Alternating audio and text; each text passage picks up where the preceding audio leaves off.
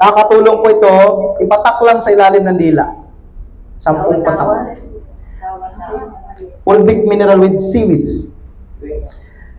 Prevention din to sa, yung sinabi ko na 3, fulvic, 10 patak. Ito, magnesium, 10 patak. Prevention sa stroke. Ano ba yung signs, Doc, na mayroong stroke na parating? Kasi, tawag dyan, silent killer. Bakit silent killer? Kasi habang kumakain ka, minsan inatake, habang tumatawa, habang nagbabiyahe, habang natutulog. Traitor ba? Hindi alam kung kailan siya atake. Minsan wala pang simptomas. Biglang atake na lang. Pero mayroon siyang mga signs na kailangan yung pakinggan. Yung katawan, like 1 month before or 1 week before, pag sobrang taas na yung BP, risk factor talaga yung stroke pag sobrang taas yung blood pressure. Kasi ang blood pressure kasi, or yung stroke kasi, yung pagputok ng ugat, hindi na makadaan yung, like may baha. Yung imbornal, nabarado na ng mga nakabasura, kasi saka yung substandard din yung flood control project na ginawa, kaya,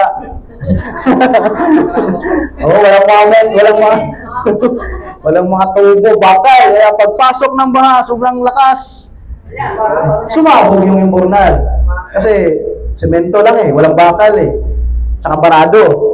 The same din dito sa atin, kapag sobrang taas yung blood pressure, sumasakit na yung ulo, pag may circulation na sa dugo, pagpunta niya doon, pag may nakabara, like ang nakabara doon, taba, cholesterol.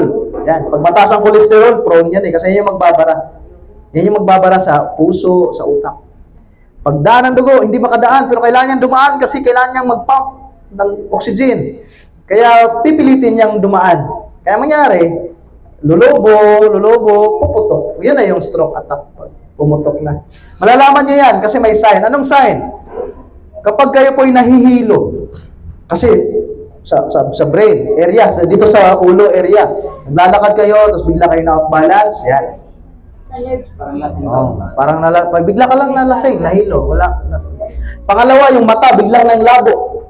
Kasi sa ulo din yun. Yung mata, connected yun dito sa ugat, sa utak. Yung mata. Hindi ka na makabasa bigla. Biglang naging blurred or lumabo. Kanina, nababasa mo yan. Eye care formula. Ngayon, hirap na. Sabihin, may problema na dito sa dugo, ugat. Pangatlong sign, yung inyong mukha. Pagtingin nyo sa salamin, bumabagsak na yung isang mata, lumiit. Yung isang mata, normal yung size. Yung isang mata, maliit. Hindi na pantay ba? Tapos yung isang